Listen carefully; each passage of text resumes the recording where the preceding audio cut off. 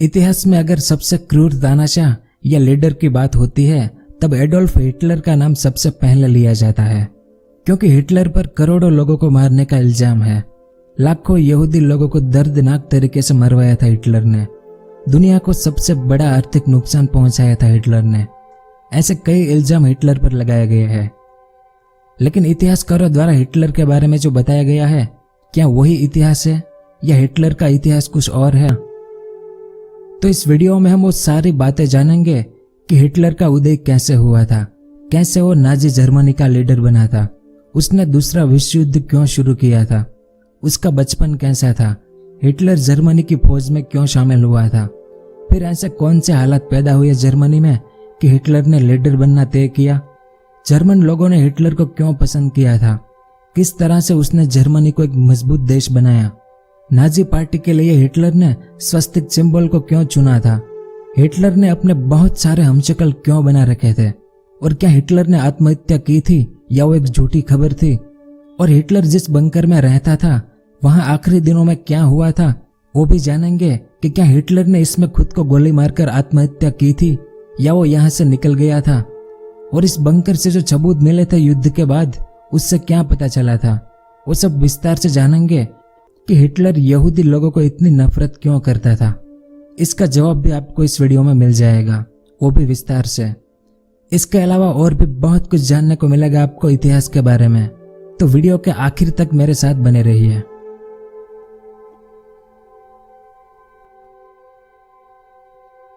इस इमेज को देखें, यह है एलोइस हिटलर।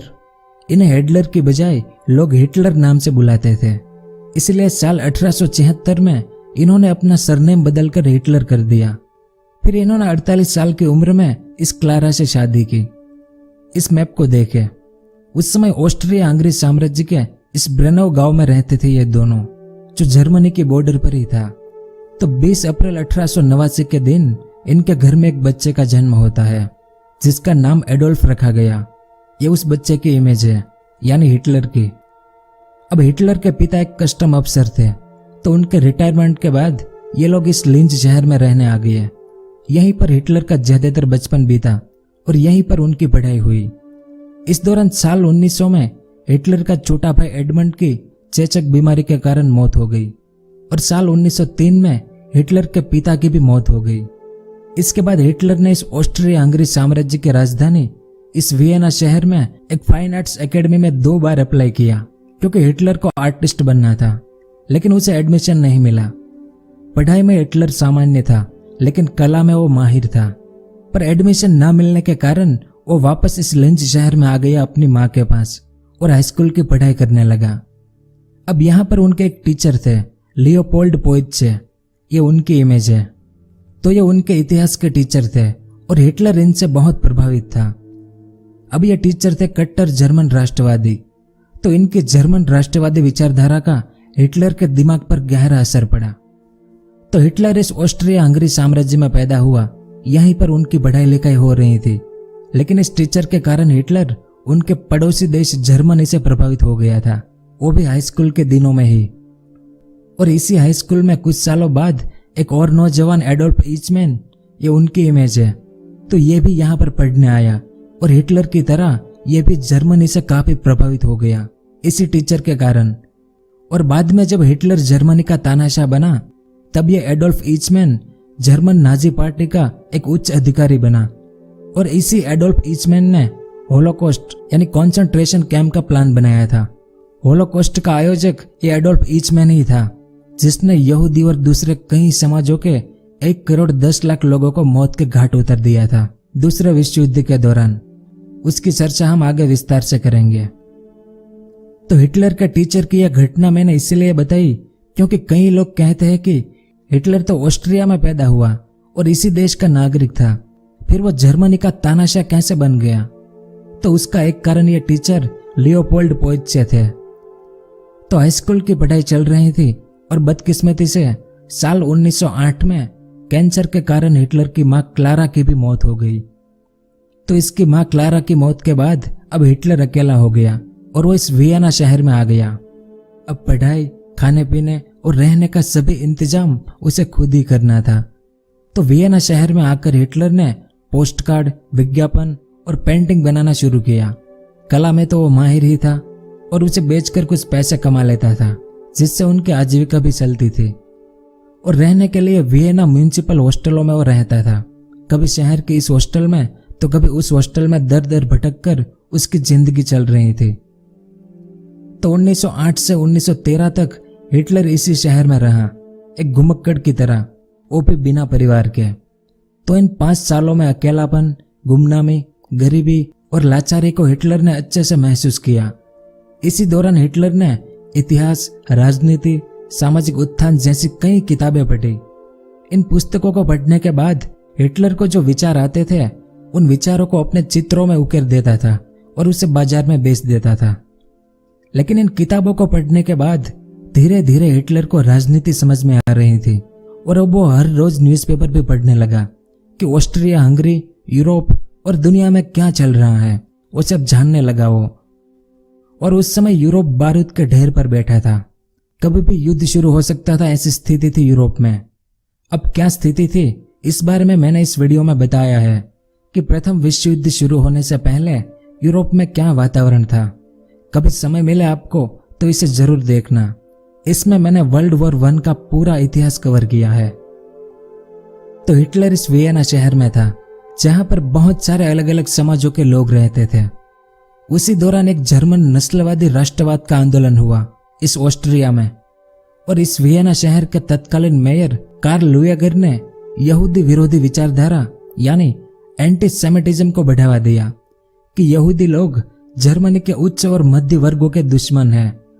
तो इन दोनों घटना ने हिटलर के दिमाग पर गहरा असर किया था। तो यूरोप में यह सब हो रहा था, जिसे देखकर हिटलर को लगा कि देश के राजनीतिक हालात को सुधारना जरूरी है। इसके लिए राष्ट्रवादी ताकतों को इकट्ठा करना पड़ेगा और राष्ट्रव्यापी आंदोलन करना पड़ेगा। लेकिन चित्रकार रहते हुए वो अपने उद्देश्यों को पूरा नहीं कर सकता था, इसलिए उसने फौज में भर्ती होने का विचार किया। और 1913 में हिटलर के पिता की जो संपत्ति थी, उसके कुछ पैसे मंजूर हुए जो हिटलर को दिए गए। इस कारण हिटलर ने तुरंत वियना शहर को छोड़ दिया और जर्मनी के इस म्यूनिख शहर में आ गया, क्योंकि जर्मन राष्ट्रवादी विचारधारा से वो काफी प्रभावित था हाई स्कूल से ही। तो यहाँ म्यूनिख शहर में हिटलर ने फौज में भर्ती होने की प्रवेश परीक्षा दी, लेकिन कमजोर स्वास्थ्य के कारण वो फेल हो गया। तो जाहिर सी बात है कि हिटलर को इससे सदमा लगा होगा, क्योंकि हिटलर जर्मनी के प्रति अपनी वफादारी साबित करना चाहता था। लेकिन इसके कुछ महीनों बाद जून 1914 में प्रथम विश्व युद्ध शुरू हुआ, जिसमें जर्मनी भी शामिल हुआ, और हिटलर को फौज में जाने का सुनहरा मौका मिल गया, क्योंकि अब एक बहुत बड़ा युद्ध होने वाला था। तो जर्मनी को सैनिकों की जरूरत थी। तो कुछ 8 सप्ताह की ट्रेनिंग के बाद हिटलर को 21 अक्टूबर 1914 को 16वीं बवेरियन सेना में भर्ती किया गया और उसे सीमा पर लड़ने भेजा गया। हिटलर उस समय संदेशवाहक की भूमिका निभा रहा था और उसने अपना पूरा काम जिम्मेदारी से किया। इस कारण हिटलर को जर्मनी का 2nd class iron cross award से नवाजा गया। इसके बाद Hitler battle of Ypres, battle of Arras और बैटल ऑफ सोmme जैसी कई लड़ाइयां लड़ा। लेकिन बैटल ऑफ सोmme के दौरान हिटलर के पास एक बम विस्फोट हुआ, जिसमें हिटलर घायल हो गया। उनकी बाई जांघ पर चोट लगने के कारण उसके इलाज के लिए उसे जर्मनी भेज दिया गया और उसकी बहादुरी पर उसका प्रमोशन हुआ। और जब वो ठीक हो गया 1917 में, तब उसे लांच कार्पोरल बना दिया गया। फिर 18 मई 1918 के दिन हिटलर को ब्लैक वाउंड बेज से नवाजा गया और 4 अगस्त 1918 के दिन 1st क्लास आयरन क्रॉस से नवाजा गया। पर 15 अक्टूबर 1918 में बैटल ऑफ वाइपरस की दूसरी लड़ाई में ब्रिटिश सेना ने पॉइजन गैस से हमला किया, जिस हमले ने हिटलर को अस्थायी रूप से अंधा कर दिया और फिर से हिटलर को अस्पताल में भर्ती कराया गया। अब हिटलर का जो बीता हुआ कल था, अकेलापन, लाचारी और गरीबी से भरा, उससे हिटलर बाहर आ चुका था, क्योंकि प्रथम विश्व युद्ध ने हिटलर को बहुत कुछ सिखाया। अनुशासन में रहना, अच्छे से लीडरशिप करना, आत्मविश्वास बनाए रखना, बहुत कुछ सीखा हिटलर ने इस युद्ध से, और जर्मनी के प्रति अपनी वफादारी भी साबित की। इस कारण तो उसे कई मेडल मिले थे। यानी सब कुछ ठीक चल रहा था, हिटलर भी अपने काम से खुश था। तभी जिस हॉस्पिटल में वो भर्ती था, वहां पर एक खबर आती है कि आज यानी 11 नवंबर 1918 के दिन जर्मनी ने आत्मसमर्पण कर दिया, यानी जर्मनी युद्ध हार गया।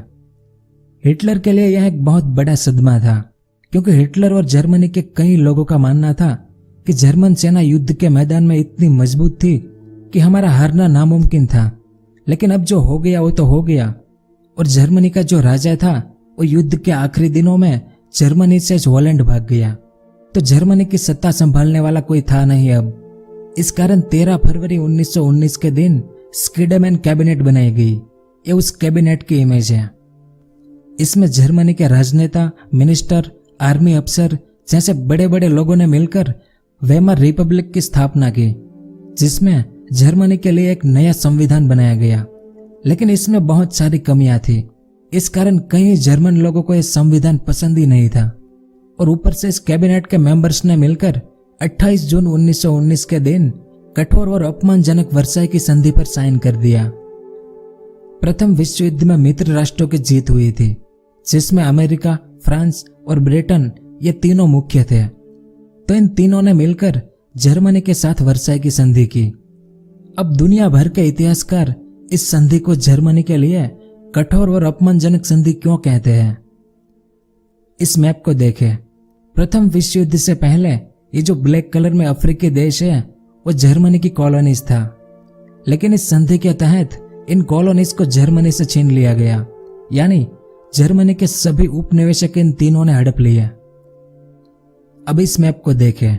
ये पूरा कलरफुल एरिया पहले जर्मनी था, लेकिन इस संधि के तहत जर्मनी का ये भाग बेल्जियम को दे दिया गया, ये भाग फ्रांस ने ले लिया, ये भाग ऑस्ट्रिया को दे दिया, ये भाग पोलैंड ने ले लिया, और ऊपर इस भाग को डेनमार्क को दे दिया गया। तो इस तरह से जर्मनी को तोड़ दिया गया, और इस तोड़े हुए भाग पर जर्मन लोग रहते थे, जो रातों रात दूसरे देश के नागरिक बन गए हैं। यानी इस संधि के कारण जर्मनी को अपना 13% भूभाग गंवाना पड़ा, और अपनी 10% जर्मन आबादी भी खोनी पड़ी। फिर जर्मनी की रही सही ताकत को तोड़ने के लिए मित्र राष्ट्रों ने, यानी अमेरिका, फ्रांस और ब्रिटेन ने मिलकर जर्मनी की सेना भी भंग कर दी। जर्मनी इस संधि के तहत अपनी आर्मी में सिर्फ 1 लाख सैनिक ही रख सकता था, उससे ज्यादा नहीं। इसके अलावा जर्मनी की नौसेना पर पूर्ण प्रतिबंध लगा दिया गया। जर्मनी अब अपनी कॉलोनीज भी नहीं बना सकता, यानी जर्मनी अब किसी भी देश पर कब्जा नहीं कर सकता। अब यहां तक तो सब कुछ ठीक था, लेकिन प्रथम विश्व युद्ध में दुनिया को जो आर्थिक नुकसान हुआ था, उसके लिए भी अकेला जर्मनी को दोषी ठहराया गया कि प्रथम विश्व युद्ध का गुनहगार जर्मनी है। इस कारण दुनिया को जो नुकसान हुआ है उसकी भरपाई भी जर्मनी करेगा, और जर्मनी पर 6.5 अरब पाउंड का जुर्माना लगाया गया। कितना? 6.5 अरब पाउंड का, वो भी आज से 100 साल पहले। तो इस तरह से इस वर्साई की संधि ने जर्मनी को आर्थिक और सैन्य दृष्टि से पंगु, यानी अपाहिज बना दिया था। इस कारण ये संधि जर्मनी के लिए कठोर और अपमानजनक थी, और बहुत सारे जर्मन लोग इस संधि को एक राष्ट्रीय कलंक मानते थे। इसीलिए तो बहुत सारे राष्ट्रवादी जर्मन लोग इसके खिलाफ थे, जिसमें हिटलर भी शामिल था। तो इस अपमानजनक वर्साई की संधि ने हिटलर की राष्ट्रवादी विचारधारा को आकार दिया, और इसके बाद हिटलर ने यह संकल्प लिया कि मैं राजनीति में जाऊंगा और एक लीडर बनूंगा। अब यहूदी लोगों का दुनिया में कोई देश था नहीं उस समय, इजराइल बाद में बना था, ठीक है। तो उस समय यहूदी लोग दुनिया के अलग अलग देशों में रहते थे, लेकिन ये बहुत तेज दिमाग और बड़े बड़े बिजनेसमैन थे। इनके पास बहुत सारे पैसे भी थे, और प्रथम विश्व युद्ध में जब ब्रिटेन को पैसे की जरूरत पड़ी, तब ब्रिटेन और यहूदी लोगों के बीच एक समझौता हुआ था। 2 नवंबर 1917 के दिन बाल्फोर डिक्लेरेशन हुआ, जिसमें यहूदी लोगों को ब्रिटेन सरकार को पैसे की मदद करनी थी, और अगर ब्रिटेन युद्ध जीतेगा तो यहूदी लोगों को फिलिस्तीन में एक नया देश बनाकर दिया जाएगा। ये इस बाल्फोर डिक्लेरेशन समझौते में तय हुआ। अब जर्मनी हार गया था, लेकिन किसके कारण? इस ब्रिटेन के कारण। और ब्रिटेन को किसने मदद की थी? यहूदी लोगों ने। तो इस कारण भी बहुत सारे जर्मन लोग जर्मनी की हार के लिए यहूदी लोगों को जिम्मेदार मानते थे। तो यहां पर भी यहूदी लोगों का हाथ था। कैबिनेट के जो मेंबर्स थे जिन्होंने वर्साई की संधि साइन की थी, उसमें भी कुछ यहूदी लोग थे, और फौज में आने से पहले जब हिटलर वियना शहर में था, वहां पर भी नस्लवाद के 2 आंदोलन हिटलर ने देखे थे, जिसमें यहूदी विरोधी यानी एंटीसेमिटिज्म के कारण यहूदी लोगों को जर्मन लोगों का दुश्मन माना गया था। तो ऐसे बहुत से छोटे छोटे कारण थे जिस कारण हिटलर इन यहूदी लोगों से नफरत करने लगा था, और बाद में इसका बदला भी हिटलर लेता है। उसकी बात हम आगे विस्तार से करेंगे।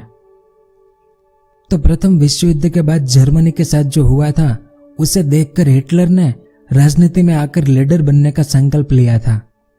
अब वर्साई की संधि और वेमर रिपब्लिक के कमजोर संविधान का विरोध करने के लिए कुछ चंद जर्मन राष्ट्रवादी लोगों ने मिलकर एक छोटी सी पार्टी बनाई 1919 में, जर्मन वर्कर्स पार्टी। और जनवरी 1920 में हिटलर ने इस पार्टी को ज्वाइन कर लिया। इसके साथ ही हिटलर ने जर्मन सेना से भी इस्तीफा दे दिया और धीरे धीरे वो एक मजबूत विपक्ष की तरह खड़ा हुआ, क्योंकि उसके पास कई सारे तर्क थे। सबसे बड़े तर्कों में से एक तर्क यह था कि वर्साई की संधि पूर्णतः अन्यायपूर्ण थी, और दूसरा यह कि वर्साई की संधि पर जर्मन सेना ने नहीं बल्कि वेमर रिपब्लिक की कैबिनेट ने हस्ताक्षर किया था। तो ये 2 मुद्दे ऐसे थे हिटलर के पास जिससे वो सबकी बोलती बंद करवा देता था, और ऊपर से हिटलर एक जबरदस्त वक्ता था। इस इमेज में आप देख सकते हैं, जब हिटलर भाषण देता था तो सुनने वाली भीड़ जोश में आ जाती थी। इस कारण देखते ही देखते हिटलर इस जर्मन वर्कर्स पार्टी का मुखिया बन गया 1921 में, और कुछ समय बाद इस पार्टी का नाम बदलकर national socialist German workers party रखा गया, जिसे नाजी पार्टी भी कहते हैं। अब नाजी पार्टी को अपना एक सिंबल यानी एक राष्ट्रीय ध्वज की आवश्यकता थी, जो सिंबल उनके संघर्ष का प्रतीक होने के साथ साथ लोगों पर गहरा प्रभाव छोड़े ऐसा होना चाहिए। इसलिए नाजी पार्टी ने प्राचीन यूरोप का हैकेनक्रेस सिंबल को चुना। इस इमेज में देख सकते हैं, ये प्राचीन यूरोप का एक सिंबल था जिसे हुक क्रॉस भी कहते थे, और हमारे प्राचीन भारत में इस सिंबल को स्वस्तिक कहते हैं, जो आप जानते ही है। तो हिटलर ने इस सिंबल को क्यों चुना था? क्योंकि दूसरी शताब्दी में भारत के जो आर्यन लोग थे, वे आर्यन लोग इस सिंबल का इस्तेमाल करते थे, और नाजी सिद्धांत में आर्य लोग जर्मन वंश के थे, और उस समय भी आर्य लोग और यहूदी लोग एक दूसरे के विरोधी थे। तो हिटलर ने निष्कर्ष निकाला कि यह स्वस्तिक का सिंबल हमेशा से यहूदी विरोधी रहा है, इसलिए इस सिंबल को हम नाजी पार्टी के लिए चुनेंगे। तो इस तरह से यह स्वस्तिक नाजी पार्टी का सिंबल बना। तो 1921 से हिटलर ने नाजी पार्टी का नेतृत्व किया और वेमर रिपब्लिक का विरोध करना शुरू किया कि इनके कमजोर और कमियों से भरे संविधान को जर्मनी से हटाना। और वर्साई की संधि को लेकर हिटलर ने ऐसे ऐसे भाषण दिए कि जर्मन लोग नाजी पार्टी की ओर आकर्षित होने लगे। प्रथम विश्व युद्ध में जर्मन सेना के जो अधिकारी थे वो और जर्मन सेना के सैनिक और कई जर्मन राष्ट्रवादी लोग अब नाजी पार्टी में शामिल होने लगे। फिर 1923 तक इस नाजी पार्टी को बहुत कम लोग जानते थे कि ऐसी कोई पार्टी भी है जर्मनी में, क्योंकि यह बहुत छोटी पार्टी थी अभी। लेकिन 1923 में नाजी पार्टी ने जर्मनी की जो मौजूदा सरकार थी वेमर रिपब्लिक, उसे उखाड़ फेंकना तय किया। और 8 नवंबर 1923 की शाम को नाजी पार्टी के कुछ सदस्यों ने एक बड़े बियर हॉल में, जहां एक दक्षिणपंथी नेता भीड़ को संबोधित कर रहे थे, उनके सामने बंदूक चलाकर हिटलर ने एक राष्ट्रीय क्रांति की शुरुआत की घोषणा की। इस कारण हिटलर और बाकी नाजी नेताओं को गिरफ्तार करके जेल में डाल दिया गया। अब भले ही हिटलर की तख्तापलट की यह कोशिश असफल रही, लेकिन इस घटना ने हिटलर को एक राष्ट्रीय व्यक्ति के रूप में स्थापित किया। इस घटना को बियर हॉल पच कहते हैं, जिसके बाद हिटलर पर देशद्रोह का मुकदमा चला और उसे 5 साल के लिए जेल में डाल दिया गया। अब जेल में हिटलर के पास कुछ काम तो था नहीं, तो जेल में हिटलर ने अपनी पहली किताब लिखनी शुरू की, जिसका नाम मीन काम्फ था। और तब जेल के बाहर यानी जर्मनी में क्या हो रहा था?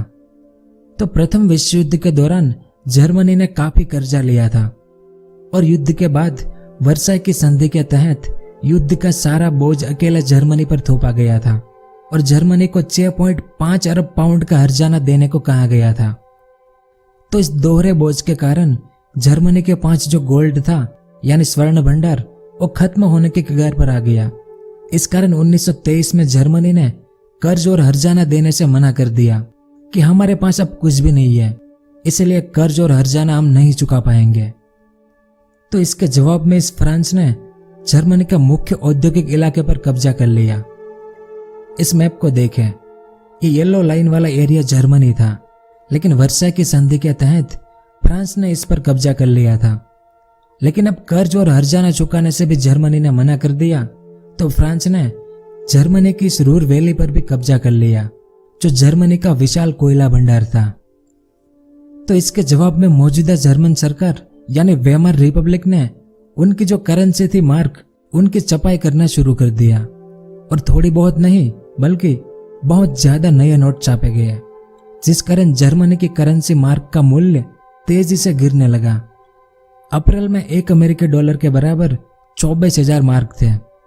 जुलाई में $1 के बराबर 3,53,000 मार्क, अगस्त में $1 के बराबर 46,21,000 मार्क, और दिसंबर में $1 के बराबर 9,88,60,000 मार्क। जैसे आज $1 के मुकाबले भारत के 73 रुपए है, वैसे ही 1923 में $1 के मुकाबले जर्मनी के 9 करोड़ से भी ज्यादा मार्क हो गए थे। अब जैसे जैसे मार्क की वैल्यू गिरती गई, वैसे वैसे जर्मनी में जरूरी चीजों की कीमत आसमान छूने लगी। ये उस समय की इमेज है। ये जर्मन नागरिक एक ब्रेड का पैकेट खरीदने के लिए इतने सारे पैसे ले जा रहा था, क्योंकि इतने पैसे देने के बाद उसे एक ब्रेड का पैकेट मिलेगा। इस इमेज में भी आप देख सकते हैं कि जर्मन बच्चे पैसों के बंडल से खेल रहे हैं। मतलब जर्मन मार्क की वैल्यू इतनी गिर गई थी जितनी इतिहास में शायद ही किसी देश की गिरी होगी। इस कारण जर्मनी में भयानक मंदी आई। लेकिन 1924 से अमेरिका ने जर्मनी को इस स्थिति से बाहर निकालने के लिए लोन देना शुरू किया, जिसके बाद जर्मनी धीरे धीरे स्थिति से बाहर आ रहा था। और इस तरफ जेल में हिटलर ने अपनी पहले किताब मीन काम्फ का पार्ट 1 लिख दिया था, और 9 महीने बाद वो जेल से रिहा भी हो गया। 1925 में हिटलर की यह किताब पब्लिश हुई, लेकिन यह ज्यादा चल नहीं पाई। फिर भी हिटलर इस किताब का दूसरा पार्ट लिखने के लिए पहाड़ियों में एक गांव था, वहां पर चला गया। कुछ समय बाद मीन काम्फ किताब का दूसरा पार्ट भी पब्लिश हुआ, लेकिन वो भी ज्यादा चल नहीं पाया। तो इस मीन काम्फ किताब में हिटलर ने क्या लिखा था, वियना शहर में उसके साथ जो हुआ था वो, और कई तरह के यहूदी विरोधी विचारों को विस्तार से लिखा। जर्मनी के भविष्य के बारे में लिखा कि भविष्य में जर्मनी को उभारने के लिए क्या क्या करना पड़ेगा, उनकी योजनाओं के बारे में लिखा, और वो खुद जब जर्मनी की सत्ता में आएगा तो किस तरह से जर्मनी को एक मजबूत देश बनाएगा, उस बारे में विस्तार से लिखा था। लेकिन यह किताब ज्यादा बिक नहीं पाई, इस कारण हिटलर के विचार जर्मनी में फैल नहीं पाए। पर बाद में जब हिटलर जर्मन तानाशाह बनता है, तब उनकी यह किताब जर्मन इतिहास की दूसरी सबसे ज्यादा बिकने वाली किताब बन जाती है, और कुछ 60 लाख कॉपी बिक जाती है इसकी। लेकिन वो हिटलर जब सत्ता में आता है उसके बाद होता है। फिर साल 1928 में हिटलर ने अपनी दूसरी किताब द जॉइंट बुश लिखी, जिसमें विदेश नीति पर हिटलर ने अपने विचार लिखे थे। लेकिन उसकी पहली किताब मीन काम्फ की खराब बिक्री के कारण ये दूसरी किताब प्रकाशित ही नहीं हो पाई। फिर बहुत सालों बाद 1962 में इसका अंग्रेजी अनुवाद आया था।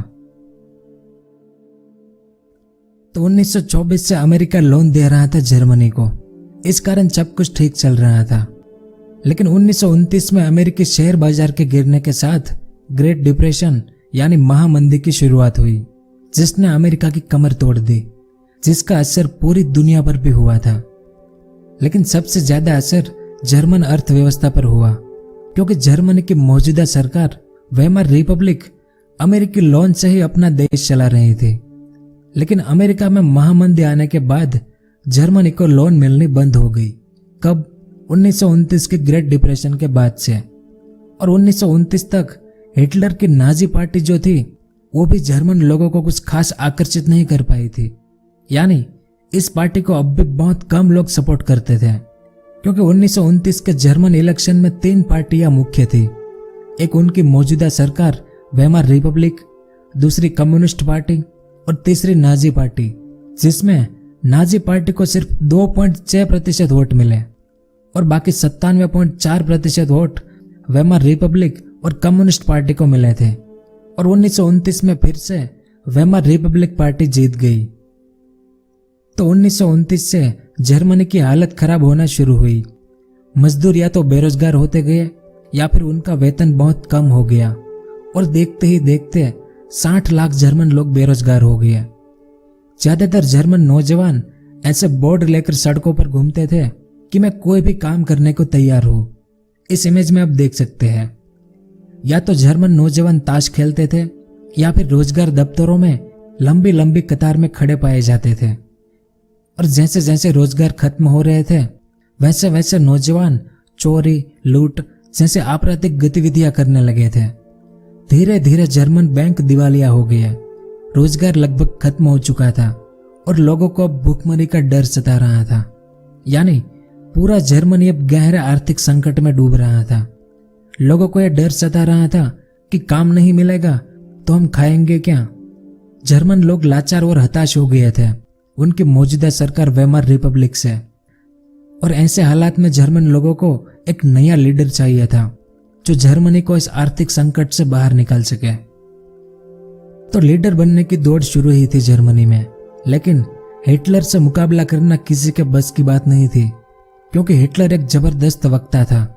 उनका भाषण देने का तरीका, उनका जोश और उनके शब्द लोगों को हिलाकर रख देते थे।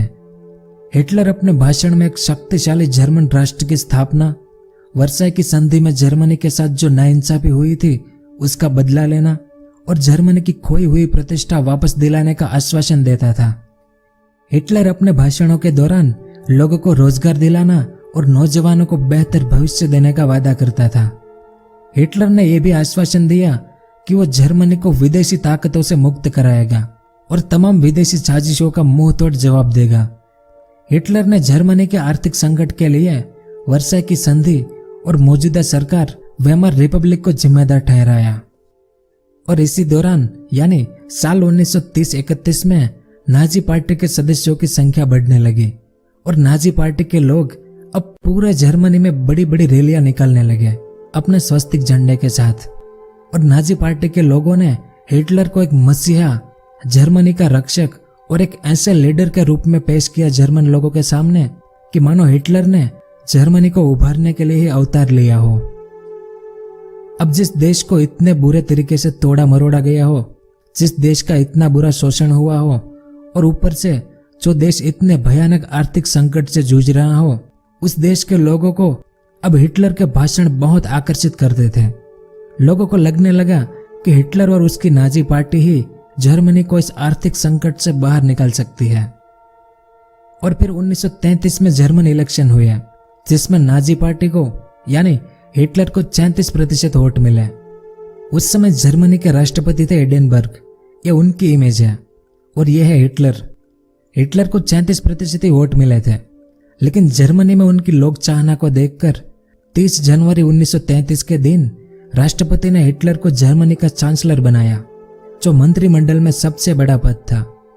तो चांसलर बनने के बाद हिटलर ने जर्मन संविधान को तोड़ना मरोड़ना शुरू किया और 28 फरवरी 1933 के दिन जर्मनी में मीडिया और सभा करने पर प्रतिबंध लगा दिया।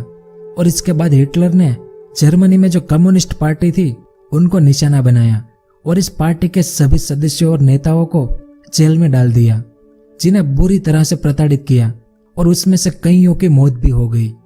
और धीरे धीरे जर्मनी से कम्युनिस्ट पार्टी का सफाया हो गया। फिर 3 मार्च 1933 के दिन हिटलर ने एनाबलिंग एक्ट पास किया जर्मनी में। इस एक्ट से अब बकायदा हिटलर जर्मनी का तानाशाह बन गया और सब कुछ नाजी पार्टी के कंट्रोल में आ गया। इस कानून के तहत नाजी पार्टी को छोड़कर बाकी सभी जर्मन पार्टियों पर प्रतिबंध लगा दिया गया।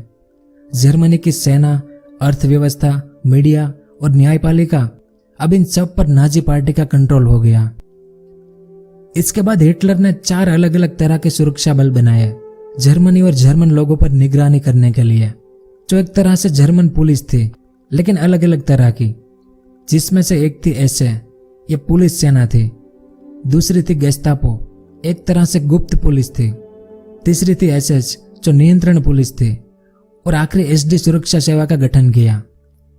और इसके बाद इन सभी पुलिस सुरक्षा बलों को बेहिसाब अधिकार दे दिए गए कि आपको जो करना है वो करो, आपको कोई कुछ भी नहीं कहेगा। तो पुलिस को बेहिसाब अधिकार देने के बाद ही नाजी पार्टी एक खूंखार आपराधिक पार्टी बन गई, क्योंकि एक गेस्टापो पुलिस किसी को भी उठाकर कंस्ट्रक्शन कैंप में डाल देती थी, किसी को भी यातना शिविर में भेज देती थी और बिना कोई अपराध किसी को भी देश से निकाल दिया जाता था, क्योंकि इन सुरक्षा बलों को सभी तरीके के अधिकार दे दिए गए थे। फिर 1933 में ही हिटलर ने लीग ऑफ नेशन से जर्मनी को निकाल दिया। लीग ऑफ नेशन की स्थापना प्रथम विश्व युद्ध के बाद हुई थी। इनका काम था दुनिया फिर से प्रथम विश्व युद्ध जैसा युद्ध ना करे उसे रोकना। लेकिन हिटलर ने लीग ऑफ नेशन को छोड़ दिया, यानी अब जर्मनी चाहे तो फिर से ऐसा भयंकर युद्ध शुरू कर सकता है, उसे रोकने वाला अब कोई नहीं था। अब हिटलर ने जो संकल्प लिया था लीडर बनने का, वो तो पूरा हो गया, लेकिन हिटलर ने जो सपने देख रखे थे, जिस बारे में उसने अपनी किताब मेन काम्प में भी लिखा था, नस्लवाद के सपने, उसे साकार करना शुरू किया। तो नाजी पार्टी का मानना था कि जो ब्लॉन्डे यानी नॉर्डिक जर्मन आर्यन लोग हैं वो ही इंसान है। इस इमेज को देखें तो ये नीली आंख वाले जो नॉर्डिक जर्मन आर्य लोग थे वो ही इंसान है। इन्हें दुनिया पर राज करने का अधिकार है और यही लोग बच्चे पैदा कर सकते हैं, बाकी सब इंसान नहीं है, उन्हें जर्मन समाजों में रहने का कोई अधिकार नहीं है। इसका मतलब यह हुआ कि जो नॉर्डिक जर्मन आर्य लोग नहीं थे उन्हें जिंदा रहने का कोई अधिकार नहीं था, यानी उन्हें मार देना चाहिए। तो उस समय जर्मनी में टोटल 52 अलग अलग तरह के समाज थे। अब इस मैप को देखें, नाजी पार्टी ने रंग और रूप के आधार पर कुछ समाजों को ऊपर रखा तो कुछ समाजों को नीचे रखा। अब इसमें सबसे ऊपर नॉर्डिक जर्मन आर्य लोग, यानी सबसे शुद्ध कौम नाजी पार्टी की नजर में, और सबसे नीचे रखा गया ज्यूस यानी यहूदी लोगों को, जो नाजी पार्टी की नजर में सबसे अशुद्ध कौम थी। और इन्हीं यहूदी लोगों को जर्मन आर्य लोगों का सबसे बड़ा दुश्मन माना गया और बाकी सभी समाजों को रंग और रूप के आधार पर इनके बीच में रखा गया। अब नाजी पार्टी की यह नस्लवाद की विचारधारा कहां से पैदा हुई थी? तो हिटलर और उनकी नाजी पार्टी की यह नस्लीय विचारधारा चार्ल्स डार्विन और हर्बर्ट स्पेंसर के सिद्धांतों पर आधारित थी। ये उन दोनों की इमेज है। तो इस डार्विन का एक सिद्धांत था सर्वाइवल ऑफ द फिटेस्ट, यानी जो सबसे योग्य है वही जिंदा बचेगा, बाकी सब मारे जाएंगे। मतलब जो प्रजाति बदलती हुई परिस्थितियों में खुद को ढाल लेती है वही आखिर तक जिंदा रह सकती है। और हिटलर और उसकी नाजी पार्टी की विचारधारा का दूसरा पहलू था फ्रेडरिच रिजल का लेबेनस्ट्रोम सिद्धांत। ये उनकी इमेज है। इन्होंने अपनी किताब में लेबेनस्ट्रोम सिद्धांत के बारे में बताया था कि अपने लोगों को जिंदा रखने के लिए ज्यादा से ज्यादा इलाकों पर कब्जा करना जरूरी है। इससे हमें नए इलाके भी मिलेंगे और अपने लोगों का विस्तार भी बड़ा होगा, यानी बहुत बड़े इलाके में अपने लोग रह पाएंगे। अब इस समय जर्मनी एक गहरे आर्थिक संकट से जूझ रहा था, तो हिटलर के लिए लेबेनस्ट्रोम सिद्धांत बड़ा काम का था। उसका मानना था कि बहुत बड़े इलाके पर कब्जा करेंगे तो जर्मनी को भरपूर संसाधन मिलेंगे। उन नए इलाकों में जर्मन आर्य लोग बसेंगे, जिससे जर्मनी एक शक्तिशाली और विशाल साम्राज्य बनेगा। तो इन दोनों सिद्धांतों के आधार पर नाजी पार्टी ने नस्लवाद पर काम करना शुरू किया। सबसे ऊपर जर्मन आर्य लोग और सबसे नीचे यहूदी लोग, और इन दोनों के बीच में बाकी 52 अलग अलग समाजों को रखा गया। अब नाजी पार्टी ने सिर्फ यहूदी लोगों को ही निशाना बनाया ऐसा नहीं था।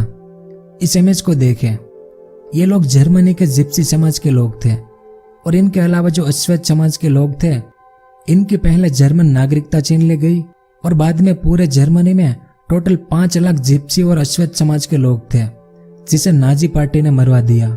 यानी नाजी पार्टी का निशाना सिर्फ यहूदी लोग ही नहीं थे, जर्मनी के सभी निचले समाज के जो लोग थे वो भी नाजी पार्टी के निशाना पर थे, जिसमें सबसे बुरा हाल इन यहूदी लोगों का हुआ था, क्योंकि हिटलर और नाजी पार्टी के लोग सब ईसाई धर्म के लोग थे, जिनके मसीहा थे ईसा मसीह यानी जीसस क्राइस्ट।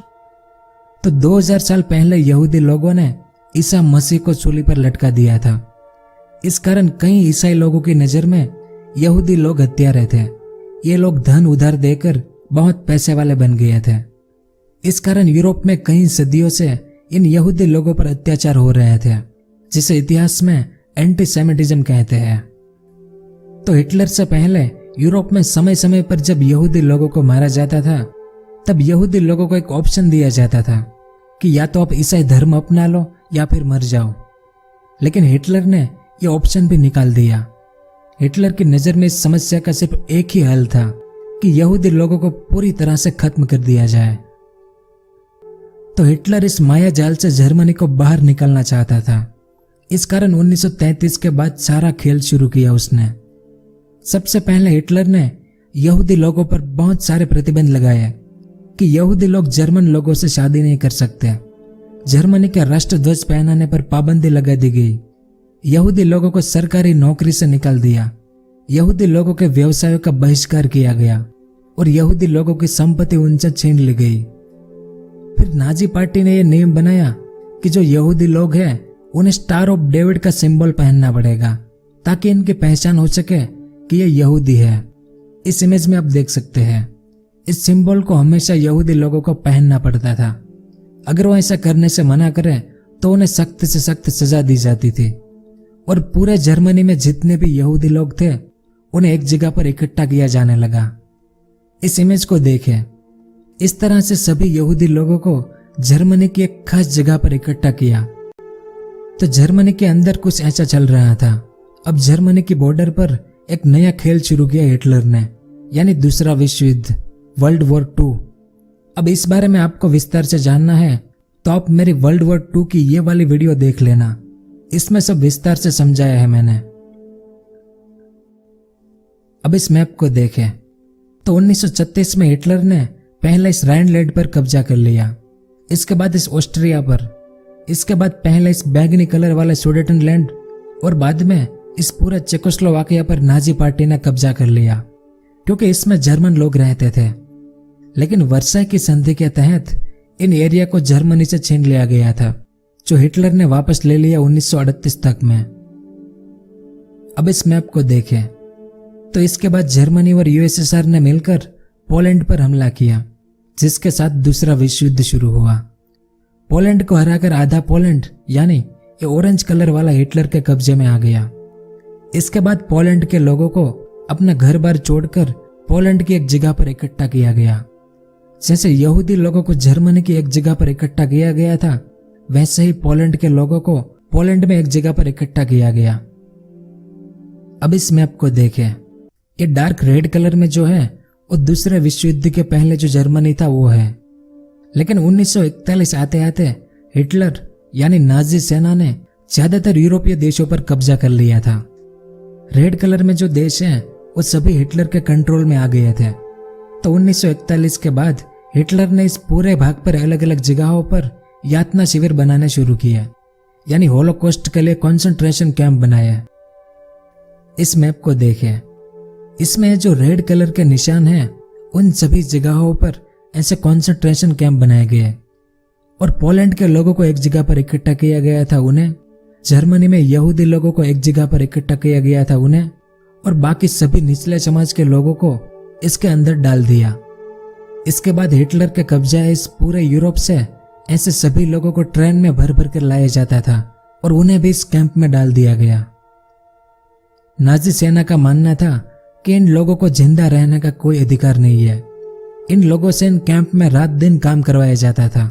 इन्हें खाने को कुछ नहीं दिया जाता था क्योंकि नाजी सेना चाहती थी कि ये लोग काम करते करते भूखे ही मर जाए, और अगर काम करते करते ना मरे तो इन लोगों को गैस चैम्बर में डालकर जहरीले गैस से मार दिया जाता था। यह उनमें से एक गैस चैम्बर की इमेज है। इस इमेज को देखें। रात दिन काम कर कर इन लोगों की हालत देखो, इतनी भयानक प्रताड़ना दी गई थी इन्हें। तो यूरोप के इन सभी कैंपों को मिलाकर लगभग 1,50,00,000 लोगों को इन यातना शिविर में डाल दिया गया था, जिसमें से 1,10,00,000 से लेकर 1,20,00,000 लोग मारे गए थे, जिसमें सबसे ज्यादा 60 लाख यहूदी लोग थे और बाकी यूरोप के जो निचले समाज के लोग थे वो थे। इस घटना को इतिहास में होलोकॉस्ट कहते हैं और हिटलर इसे फाइनल सॉल्यूशन कहता था, यानी इन लोगों के साथ ऐसा ही होना चाहिए। वैसे होलोकॉस्ट के ऊपर एक अलग से वीडियो बनाऊंगा, उसमें इन यातना शिविर में क्या क्या होता था, किस तरह से लोगों को रखा जाता था और कैसे उन्हें मारा जाता था, उस बारे में विस्तार से जानेंगे द होलोकॉस्ट वाली वीडियो में।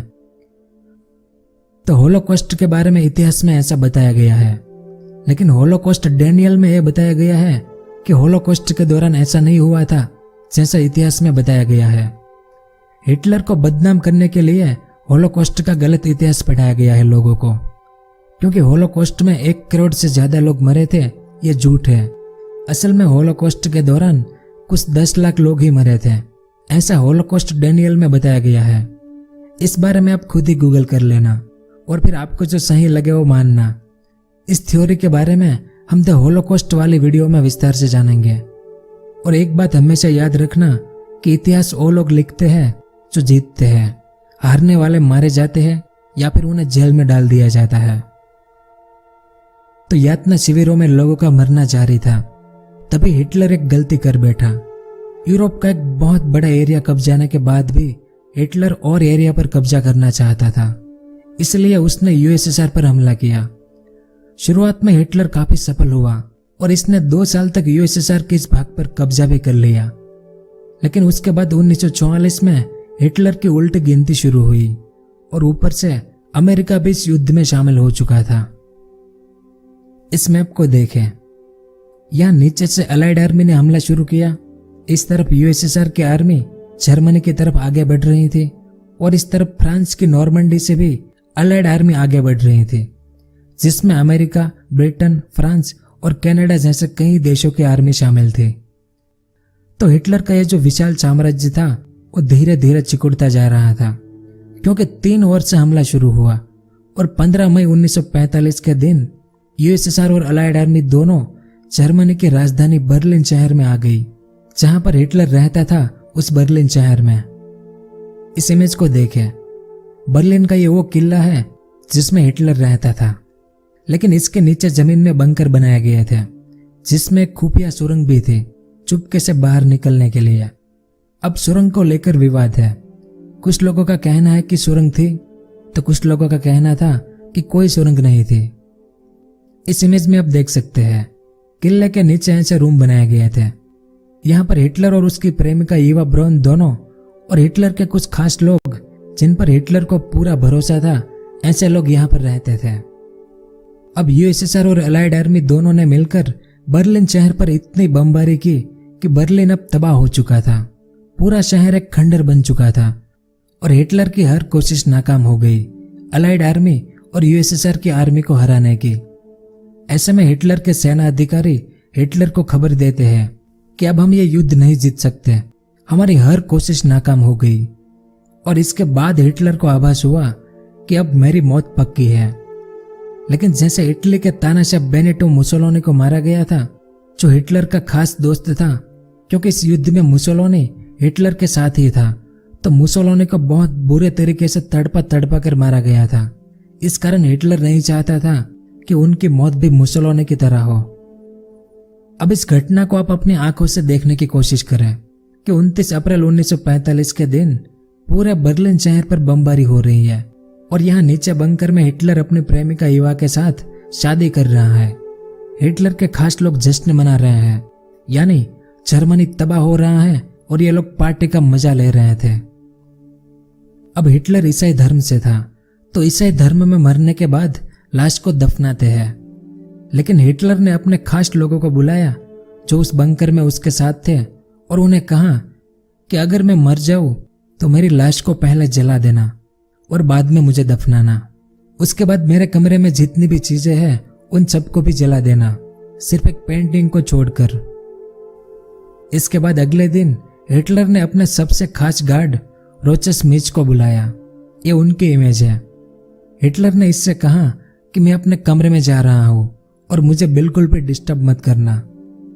कुछ देर बाद गोली चलने की आवाज आती है, तो उनके खास लोग हिटलर के कमरे में आए, जहां पर उन्होंने देखा कि हिटलर मरा पड़ा था, क्योंकि हिटलर ने खुद को गोली मारकर आत्महत्या कर ली थी 30 अप्रैल 1945 के दिन। इसके बाद जैसा तय हुआ था उस तरह से हिटलर की लाश को पहले जलाया गया और बाद में गड्ढा खोदकर उसे दफना दिया गया। तो क्या वाकई में हिटलर मर गया था? क्योंकि हिटलर ने अपने कुछ हमशक्ल बना रखे थे, जिस बारे में आपको पता ही होगा। और कुछ लोगों के अनुसार इस बंकर में एक सुरंग भी थी। तो यही सवाल यूएसएसआर की आर्मी के सामने था कि जो बंकर में मरा वो हिटलर ही था या उसका हमशक्ल था। तो जर्मनी के आत्मसमर्पण करने के बाद यूएसएसआर के सैनिक हिटलर के बंकर में जाकर जहां पर हिटलर को दफनाया गया था उस गड्ढे को फिर से खोलते हैं ताकि कुछ सबूत मिले। इसमें हिटलर को दफनाया गया था और ये यूएसएसआर के डॉक्टर और सैनिक हैं। तो यहां पर उन्हें ये दांत मिले। इसके अलावा एक और चीज मिली, ये खोपड़ी, जिस पर बंदूक की गोली का निशान भी था। तो इन दोनों सुरागों को यूएसएसआर के अफसर अपने देश यूएसएसआर में ले गए और फोरेंसिक लैब में इसकी जांच हुई। इसके बाद हिटलर का पर्सनल डॉक्टर जो था, हमेशा हिटलर के साथ रहता था, उसे बुलाकर पूछा गया कि यह दांत हिटलर के हैं। तो उस डॉक्टर ने कहा कि हाँ, ये हिटलर के ही दांत है। तो उस गड्ढे में जिसे दफनाया गया था वो हिटलर ही था, ऐसा यूएसएसआर का कहना था। लेकिन इसके बाद दुनिया के सामने दो कहानी थी। पहली यह कि हिटलर को आत्महत्या करते किसी ने भी नहीं देखा था और जिन लोगों ने हिटलर को जलाया था वो हिटलर के खास लोग थे। इस कारण कुछ लोगों का कहना था कि हिटलर युद्ध के आखिरी दिनों में बर्लिन से बाहर चला गया था। अब कुछ आधुनिक लोग इस गड्ढे से जो खोपड़ी मिली थी इसकी जांच कर रहे थे और साल 2009 में इन्होंने कंफर्म किया कि ये जो खोपड़ी उस गड्ढे से मिली थी वो किसी औरत की खोपड़ी थी, आदमी की नहीं। तो ये पहली कहानी थी। अब दूसरी कहानी यह थी कि 1945 में हिटलर ने आत्महत्या कर ली थी, लेकिन साल 1955 में दुनिया की जो सबसे बड़ी खुफिया एजेंसी है अमेरिका के CIA, उनके एक एजेंट ने साल 1955 में यह खबर दी कि कोलंबिया में एक ऐसा आदमी है जो बिल्कुल हिटलर जैसा लगता है और वो कोलंबिया में जो जर्मन कम्युनिटी है उसके साथ ही रहता है। लेकिन CIA ने इस पर ध्यान ही नहीं दिया। इसके बाद एक दूसरे एजेंट ने यह खबर दी कि हिटलर जिंदा है। फिर कुछ समय बाद तीसरे एजेंट ने यह दावा किया कि मैं एक सामान्य नागरिक के रूप में हिटलर से खुद मिला था। उस एजेंट ने एक फोटो भी बताई अपनी। इस इमेज में देखे, ये हिटलर या उसके जैसा कोई था और यह था CIA का एजेंट। लेकिन CIA ने इस पर भी कोई एक्शन नहीं लिया। फिर कुछ सालों बाद इस अर्जेंटीना में हिटलर के होने के दावे किए गए थे और कहते हैं कि 90 साल की उम्र में हिटलर मरा था। तो ऐसी बहुत सी थ्योरी है हिटलर की मौत को लेकर। इसमें से कौन सी सही है और कौन सी गलत, ये आप खुद तय करना और नीचे कमेंट करके मुझे भी बताना। तो दूसरे विश्व युद्ध के बाद न्यूरेमबर्ग में एक अंतर्राष्ट्रीय सैनिक अदालत बनाई गई। इस अदालत को शांति के खिलाफ जो अपराध किए गए थे नाजी सेना द्वारा, उन पर मुकदमा चलाने की जिम्मेदारी दी गई। नाजी सेना ने जो काम किया था उसकी दुनिया भर में निंदा की गई, क्योंकि इन्होंने 60 लाख यहूदी, 5 लाख जिप्सी और अश्वेत लोग, 10 लाख पोलैंड के लोग और यूरोप में रहने वाले कुछ खास नस्ल के लोगों को सामूहिक रूप से मार दिया था। इसके अलावा नाजी पार्टी के विरोध में जो पार्टी थी उनके कई राजनेताओं को भी मौत के घाट उतर दिया गया था और जर्मनी में रहने वाले समलैंगिक, अपाहिज और मानसिक रूप से बीमार जैसे 70,000 लोगों को भी मार दिया गया था। ये सभी आरोप हिटलर और उसकी नाजी पार्टी पर लगाए गए थे। इस कारण न्यूरेमबर्ग अदालत ने 11 नाजी सेना के अधिकारियों को मौत की सजा दी, तो बाकी सबको उम्र कैद की सजा दी गई। और प्रथम विश्व युद्ध के बाद मित्र राष्ट्रों ने जर्मनी पर जो कठोर नियम लगाए थे वैसे नियम दूसरे विश्व युद्ध के बाद नहीं लगाए, ताकि फिर से नाजी सेना और हिटलर जैसा लीडर ना पैदा हो। क्योंकि ज्यादातर इतिहासकारों का मानना है कि वर्साई की संधि के कारण ही नाजी पार्टी और हिटलर का उदय हुआ था। तो ये था दुनिया का वो इंसान, लीडर या तानाशाह एडोल्फ हिटलर और नाजी सेना के उदय का इतिहास। और आपको मुझे एक सवाल का जवाब देना है कि हिटलर को आखिर हिटलर क्यों बनना पड़ा था। आपके विचार नीचे कमेंट करके बताएं और आपको ये वीडियो कैसा लगा वो भी मुझे बताएं। अगर पसंद आया हो तो लाइक और शेयर जरूर करें। पूरा वीडियो देखने के लिए आपका बहुत बहुत धन्यवाद।